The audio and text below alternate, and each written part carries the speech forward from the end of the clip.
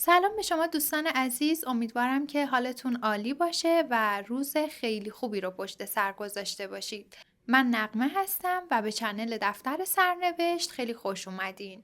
همونطور که میدونین توی این چنل داستان واقعی زندگی اشخاص مختلف بازگو میشه و اگه شما هم دوست دارید که داستان زندگیتون شنیده بشه و بقیه از تجربیاتتون استفاده کنن و درس بگیرن، من یه آیدی تلگرام توی دیسکریپشن میذارم. حتما به این آیدی پیام بدین، داستانتون رو برای من بفرستین و من با حفظ حریم شخصی شما داستانتون رو برای بقیه تعریف میکنم.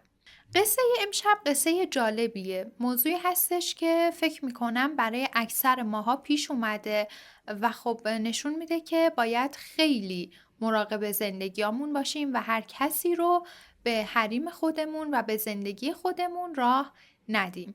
برای شنیدن قصه امشب با من همراه باشید.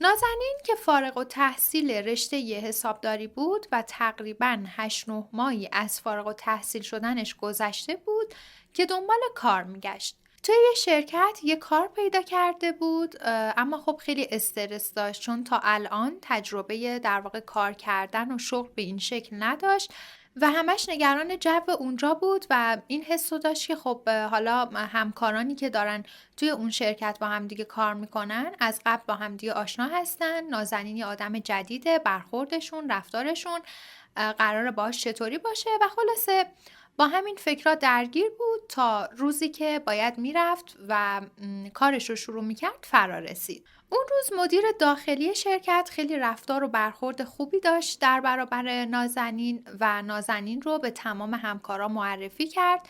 همه همکارا، چه خانم چه آقا، خیلی خوش برخورد بودن، خیلی خوش اخلاق بودن، به گرمی از نازنین استقبال کردن و مدیر داخلی به یک آقایی به اسم مصطفی سپرد که کارهایی که حالا باید نازنین بلد باشه رو مثل کار با سیستم و یه سری چیزای این مدلی رو بهش یاد بده.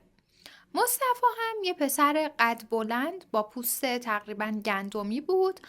خیلی پسر خوبی بود، خیلی خونگرم بود، خیلی صبور بود و آروم آروم و با صبوری تمام چیزهایی که باید نازنین یاد میگرفت و به نازنین یاد داد و هر جا هم که نازنین اشتباهی میکرد به آرامش دعوتش میکرد، میگفت اصلا استرس نگیر، نگران نباش، طبیعیه، ما همه همینطور بودیم، بالاخره یاد میگیریم. مصطفی و نازنین به خاطر حالا اون ارتباط کاری که با هم دیگه داشتن تا نازنین بخواد کار با سیستم و یه سری چیزا رو یاد بگیره، 1-2 هفته مرتب با هم دیگه در ارتباط بودن و خب هی نازنین از مصطفی سوال میپرسید. اما خب بعد از 1-2 هفته دیگه کاملا نازنین وارد شده بود به کار با سیستم، به حالا شرایط و در واقع کارهایی که باید توی اون شرکت انجام میداد و دیگه احتیاجی نبود که مصطفی بخواد هر دقیقه باهاش در ارتباط باشه و چیزی رو بهش یاد بده. بعد از اینکه ارتباط کاری بین این دو نفر تموم شد و خب مصطفی تبدیل شد به یکی از همکاراش مثل بقیه همکارا و خیلی کار خاصی با هم نداشتن، یه شب مصطفی یه پیام به نازنین میده و یه سوال خیلی بی ربط میپرسه. نازنین هم سلام علیک میکنه و میگه که این چیزی که شما میگین مربوط به رشته و کار من نمیشه، من نمیدونم، اطلاعی راجبش ندارم. مصطفی در ادامه اون سوالی که پرسیده بود شروع میکنه به پرسیدن سوالای شخصی. نازنین یکم براش عجیب بوده که چرا مصطفی داره سوالای شخصی ازش میپرسه، اما از اون جایی که جو بچهای شرکت خیلی خودمونی و خیلی همه با هم راحت و خونگرم و یه جو دوستانه‌ای داشت، نازنین حس کرد که اگه حالا بخواد گارد بگیره در برابر مصطفی و بگه مثلا چرا این سوالا رو داری از من میپرسی، شاید یه ذره زشت باشه یا شاید رفتار بچگونه‌ای باشه و مصطفی فکر کنه که چقدر بی‌جنبه است یا بره برای بقیه تعریف کنه و خلاصه مورد تمسخر واقع بشه توی شرکت. در نتیجه تصمیم گرفت که حالا خیلی سربسته جواب سوالای مصطفی رو بده. مثلا مصطفی پرسیده بود که خب شما چند تا خواهر برادر دارین؟ جای قبلا کار کردین یا نه؟ نامزد یا پارتنر دارین یا نه؟ و سوالای این مدلی. و هر چیزی که مصطفی از نازنین میپرسید اصلا بدون اینکه برای نازنین سوال باشه مصطفی خودش راجع به خودش هم اون سوالا رو جواب میداد. خب نازنین خیلی براش عجیب بود، اما سعی کرد که حالا بی جنبه بازی در نیاره و هر چیزی که مصطفی میگه رو یه جورایی به شوخی و به ارتباط دوستانه ربط بده و خیلی بهش فکر نکنه.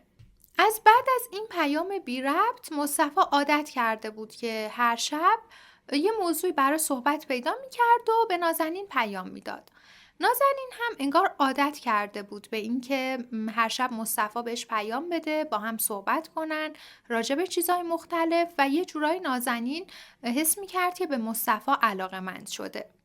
بعد از تقریبا 1 ماه که ارتباط این 2 نفر به این شکل ادامه پیدا کرده بود، مصطفی به نازنین درخواست دوستی میده و به نازنین میگه که من خیلی از شما خوشم اومده، از همون روزای اولی که در واقع مدیر شما رو سپرده بود به من که کار رو بهتون یاد بدم، از شما خوشم اومد، ولی واقعیتش جرأتش رو نداشتم بهتون بگم، چون یه جورایی نمیدونستم حالا کامل اخلاقتون چطوریه، عکس العملتون چیه و خب بالاخره ما یه جا کار میکنیم. من ترسیدم که برای شغلمون و موقعیت شغلیمون حالا اتفاق بدی بیفته، اون عکس العملی که شما قراره نشون بدین خیلی خوب نباشه.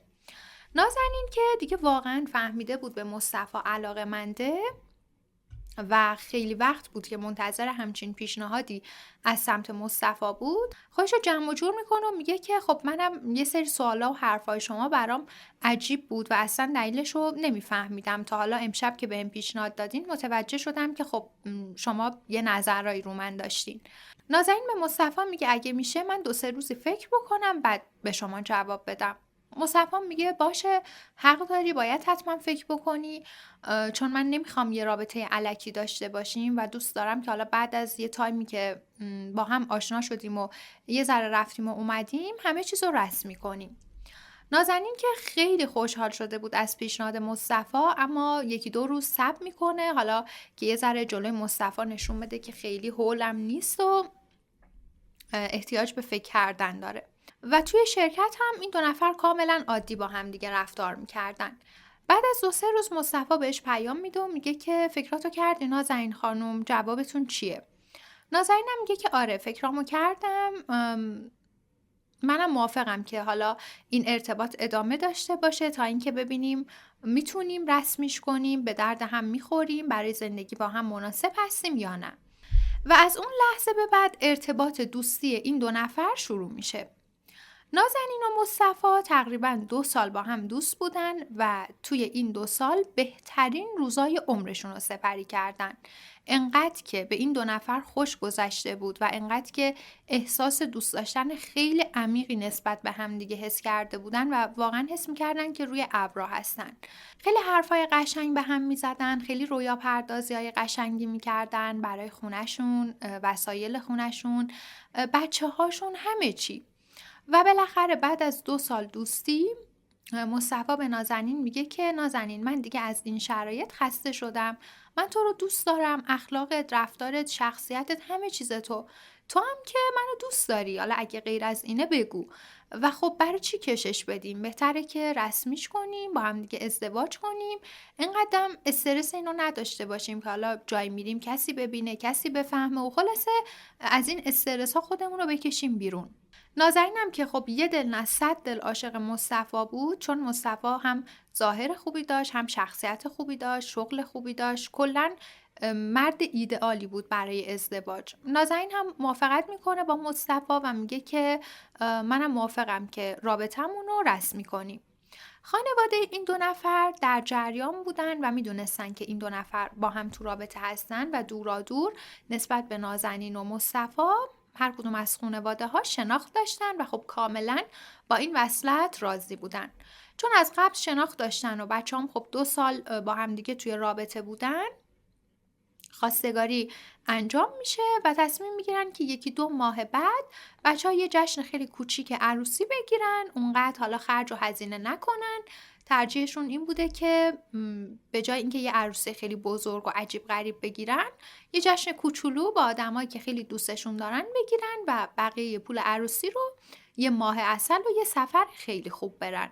این 2 نفر همین کار رو هم انجام میدن، مراسم رو میگیرن، بعدش هم حدود 10 روز جفتشون مرخصی میگیرن و میرن ماه عسل و بچهای شرکت هم خیلی براشون خوشحال بودن، آرزوی خوشبختی کرده بودن، توی عروسیشون حضور داشتن و خب این دو نفر وقتی که زندگی مشترکشون هم شروع میشه، رفتار و اخلاق و برخوردشون هیچ فرقی با دوران دوستیشون نداشته و جفتشون به همون خوبی بودن که توی دوران دوستی بودن. توی این ماجراها و رفت و آمدا و دوستی و ازدواج و این داستانا، نازنین یه دوست خیلی صمیمی داشت که از دوران مدرسه این دو نفر با هم دوست بودن و اسمش مهسا بود. مهسا درسته که دوست صمیمی نازنین بود، اما شخصیتش با نازنین خیلی فرق داشت و واقعا فرق این دوتا از زمین تا آسمون بود. نازنین خیلی دختر نجیبی بود، اهل درس بود، اهل کار بود و خب وارد یک رابطه تو عمرش شده بود که همون هم منجر به ازدواج شده بود.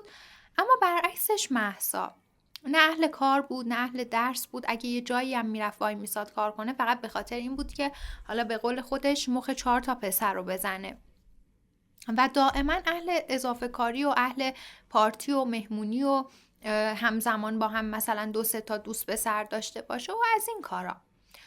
و خب نازنین و مهسا خیلی دوستای صمیمی بودن، با هم بزرگ شده بودن و مهسا مرتب رفت و آمد داشت به خونه نازنین.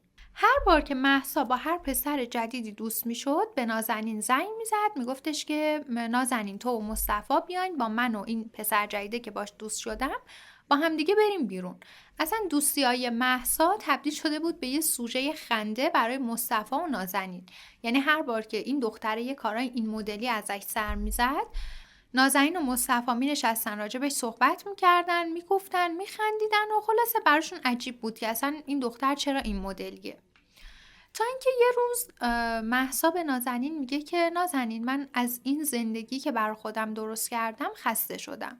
خوش به حالت، تو ازدواج کردی بدون هیچ حاشیه‌ای، قشنگ داری زندگی میکنی، داری آینده‌تو میسازی، روزاتو زندگی میکنی، ولی من چی؟ یه روز با اینم یه روز با اونم. ای کاش منم واقعا عاشق میشدم و زندگی میکردم، دیگه خسته شدم از این شاخه به اون شاخه پریدن. شب که نازنین برمیگرده خونه، خب طبق عادت هر روز که همه چیزش رو با مصطفی در میون میذاشته، این قضیه رو هم برای مصطفی تعریف میکنه و میگه که مهسا همچین حرفی زده، انگار که دلش میخواد ازدواج کنه. مصطفی میخنده و میگه که نه، بعید میدونم نازنین، این دوست تو اول که فکر نمی کنم خودش درست بشه، بعدم اصلا این دور زمانه مگه پسر خوب دیگه هست؟ مگه پسر بگیر و متعهد و اینکه اهل زندگی باشه دیگه پیدا میشه؟ من بعید میدونم که این دوست تو بتونه یه شوهر خوب پیدا کنه. مصطفی در ادامه این حرفش میخنده و میگه که نازنین چطور من بیام مهسا رو صیغه بکنم یا بیام بگیرمش به عنوان زن دوم؟ بعد شما دوتا که اینقدر با هم صمیمی و به هم نزدیکین، دیگه همیشه کنار همین، از طرفی اونم یه شوهر خوب مثل من گیرش میاد.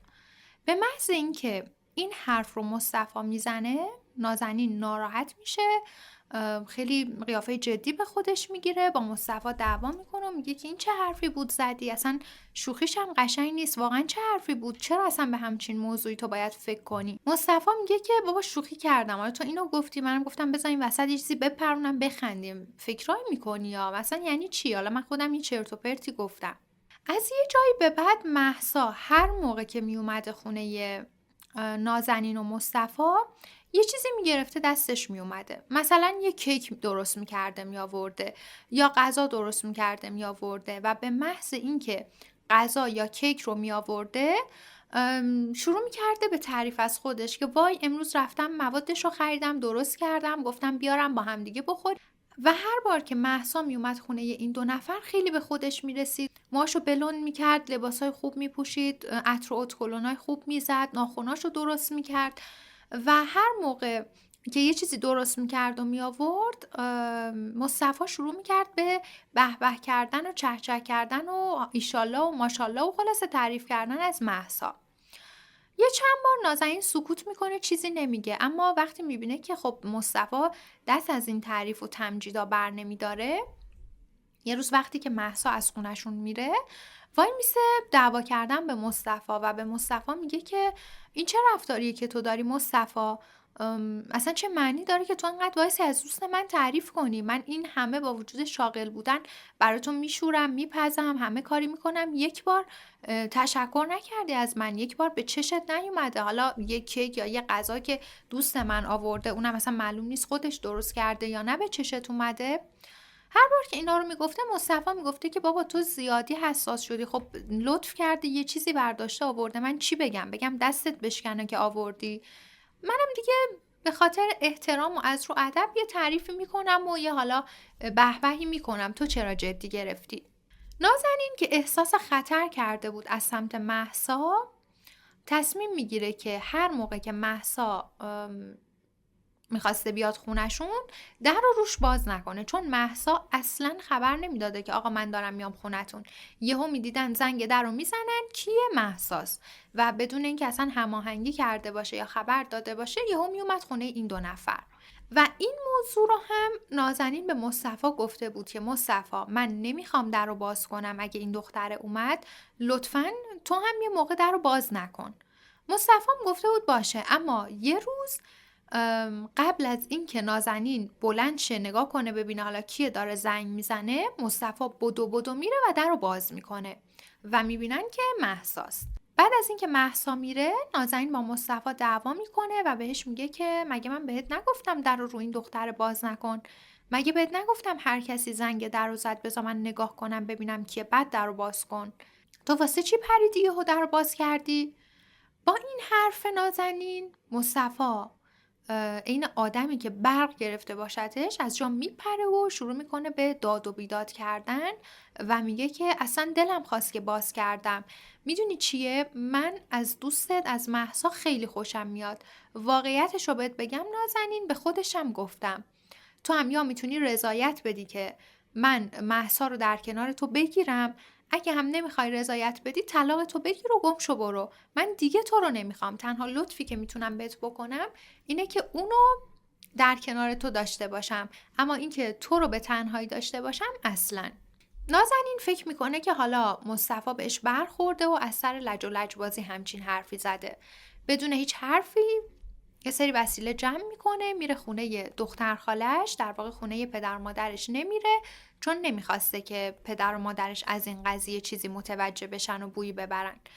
و یک روز هم خونه دختر خالش میمونه، اما میبینه که هیچ خبری از مصطفی نمیشه و دست از پا درازتر برمیگرده به خونش. اینم بهتون بگم که توی این تایم دیگه مصطفی و نازنین توی یه شرکت کار نمی‌کردن و خب حالا یه شرایط کاری بهتر برای مصطفی پیدا شده بود و مصطفی توی یه شرکت دیگه کار میکرد. وقتی که نازنین میره خونه، میبینه که مصطفی سر کار رو هنوز نیومده و عصر که میشه و مصطفی میاد خونه، تا میبینه نازنین برگشته خونه داد و بیداد میکنه، حتی دست روی نازنین بلند میکنه و میگه که کی به تو گفت برگردی؟ تو رفتی؟ مگه من اومدم دنبال تو که تو برگشتی؟ حتما باید قفل این خونه رو عوض کنم تا دیگه بفهمی که تو رو نمیخوام. مگه نمیگم تو رو نمیخوام؟ مگه نمیگم از این خونه برو؟ چرا باز برگشتی؟ و خب نازنین که میبینه نه قضیه واقعا جدیه و این آدم خیلی واضح داره بهش میگه برو، تمام وسیله‌هاشو جمع میکنه و میره خونه پدر و مادرش. کلی گریه میکنه، کلی اشک میریزه، همه چیزو برای پدر و مادرش تعریف میکنه که مصطفی همچین حرفی زده، دیگه نمیخواد با من زندگی کنه. و همون لحظه نازنین زنگ میزنه به مهسا. به مهسا میگه که مهسا، مصطفی به تو زنگ زده، چیزی بین شما هست؟ مهسا میگه که واقعیتش نازنین من نمیخواستم ناراحتت کنم، اما آره شوهرت به من چند بار زنگ زده، به من ابراز علاقه کرده، حتی گفته که من نازنین رو راضی میکنم که تو رو هم بگیرم، دوتاتون با هم زن من باشید، شما دوتا که خیلی با هم خوبید. اما من بهش دریوری گفتم و گفتم که دیگه حق نداره به من زنگ بزنه، ولی خب به تو هم چیزی نگفتم چون نمیخواستم زندگی تو به هم بریزم. نازنین خب میبینه که مهسا بیچاره مقصر نبوده دیگه، مقصر شوهر خودش بوده. گریه میکنه و قضیه رو برای مهسا تعریف میکنه، میگه که من از اون زندگی اومدم بیرون و میخوام از مصطفی جدا بشم. مهسا هم خیلی براش خوشحال میشه، میگه خوب کاری کردی، من خوشحالم که میخوای از همچین آدم عوضی جدا بشی. نازنین درگیر کارهای طلاقش بوده، اما ارتباط دوستیش همچنان با مهسا پابرجا بوده، چون در واقع مهسا رو خب مقصر نمیدونسته، شوهرش رو مقصر میدونسته. مهسا هم مرتب با نازنین در تماس بود، اما رفته رفته ارتباط نازنین و مهسا با همدیگه کم میشه، در حدی بوده که حتی هفته ها از همدیگه هیچ خبری نداشتن. و از یه جای به بعد وقتی که نازنین زنگ میزنه به گوشی مهسا، میبینه که گوشیش خاموشه. نگرانش میشه، میره در خونه مهسا. اینا هر چی زنگ در رو میزنه میبینه که هیچ کس در رو باز نمیکنه و هیچ خبری نیست. چون حالا مهسا کلا سابقه یه سری کارای بی فکر و این مدلی رو داشته، نازنین با خودش فکر میکنه که احتمالاً مهسا با یه کیس جدید سرگرمه، دوستای جدید پیدا کرده و خلاصه طبق معمول یه سرگرمی جدید پیدا کرده. حالا به محض اینکه با اونا به مشکل بخوره، باز میاد سمت من و باز پیداش میشه. تقریبا چند ماهی از غیب شدن مهسا گذشته بود و حالا حدوداً میشه گفت که 1 سالی هم از طلاق نازنین گذشته بود که نازنین میبینه مهسایی که چند وقت غیب شده یه استوری گذاشته.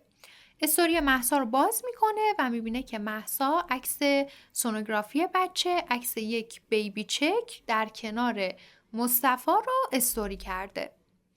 نازنین کل بدنش یخ میکنه. در واقع هنوز مصطفی رو دوست داشته، هنوز عاشق مصطفی بوده، اصلا با این قضیه طلاق و جداییش کنار نیومده بود و خیلی خیلی هنوز مصطفی رو دوست داشت.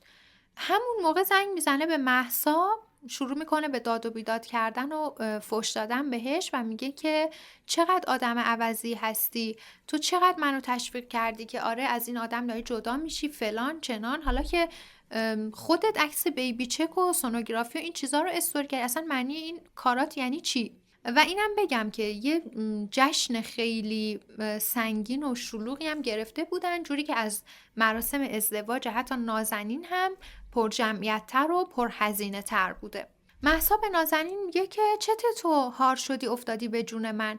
اول که من موقعی که شوهر تو در واقع شوهرت بود هیچ کاری باهاش نداشتم، بعدش که دیگه شما جدا شدین منم حس کردم که عاشق شوهرت شدم. خب گناه من چیه؟ من عشق رو توی کسی پیدا کردم که متاسفانه شوهر سابق دوستم بود. الان ما دوتا با هم دیگه ازدواج کردیم، داریم بچه دار میشیم و واقعا مزاحم زندگی ما هستی. اینم بهت بگم که مصطفی به من گفته حس خاصی به تو نداشته، جوگیر شده، حالا به خاطر اینکه 1-2 سال با هم دیگه تو رابطه بودین مجبور شده بگیرتت، وگرنه که هیچ حسی بهت نداشته.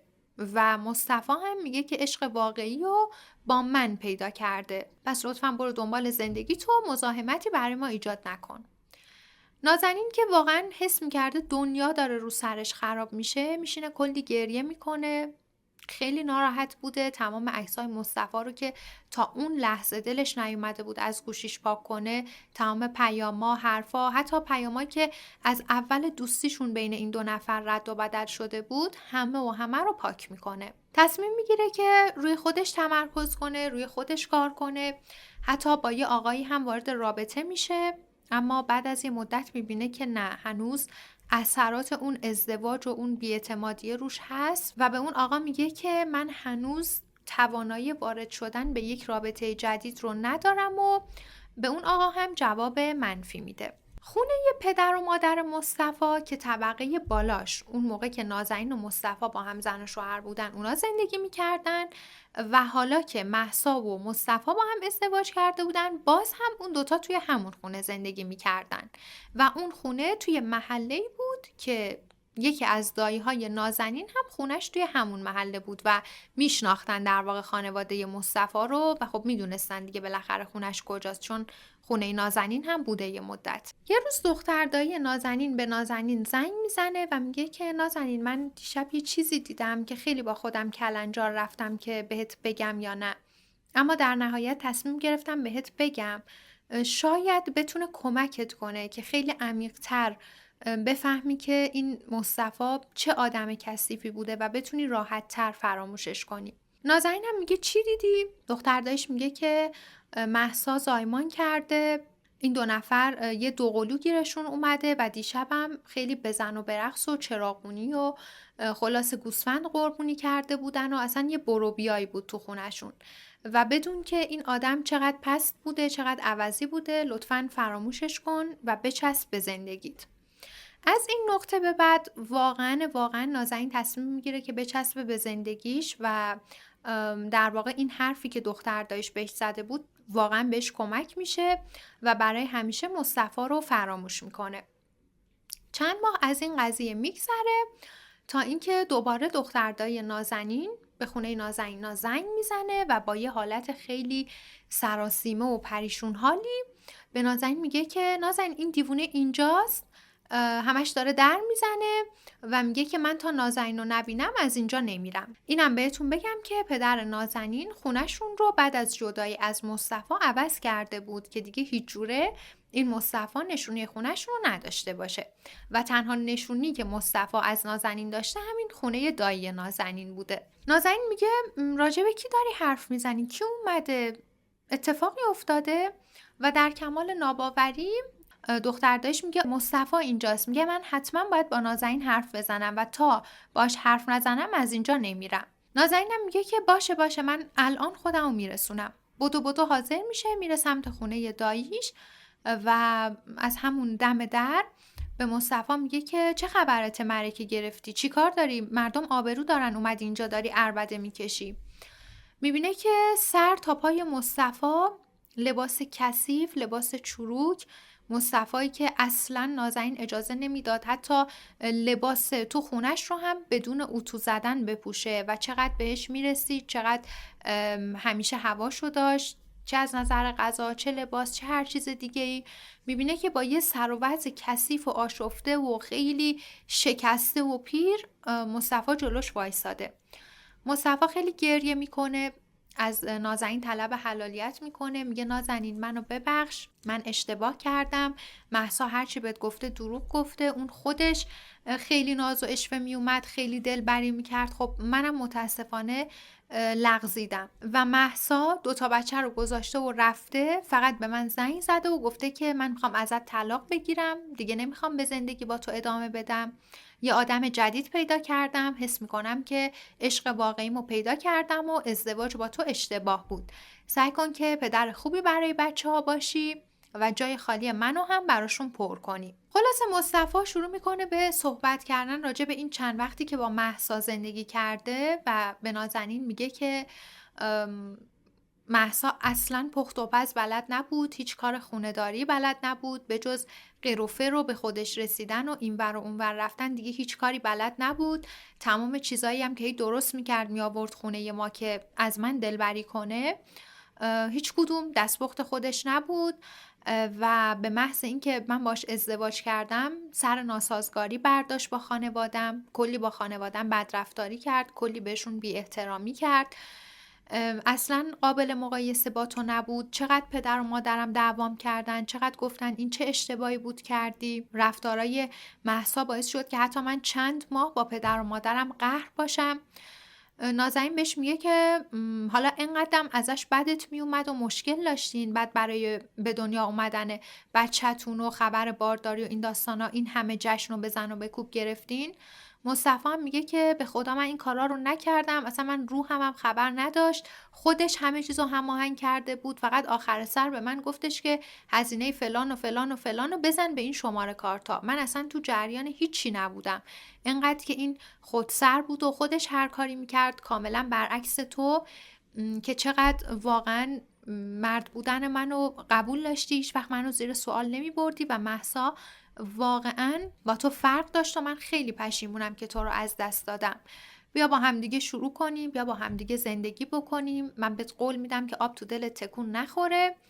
که خب نازنین یه توف میندازه تو صورت مصطفی و میگه که خجالت بکش، تو هنوز هم همون آدم عوضی قبلی، حالا که دیگه زنت گذاشته رفته دنبال یه مادر واسه بچه‌هات میگردی، کی خلتر از من؟ هیشکی. حالا اومدی دنبال من و یادت رفته که چه کاری با من کردی و چه بلایی سر من آوردی.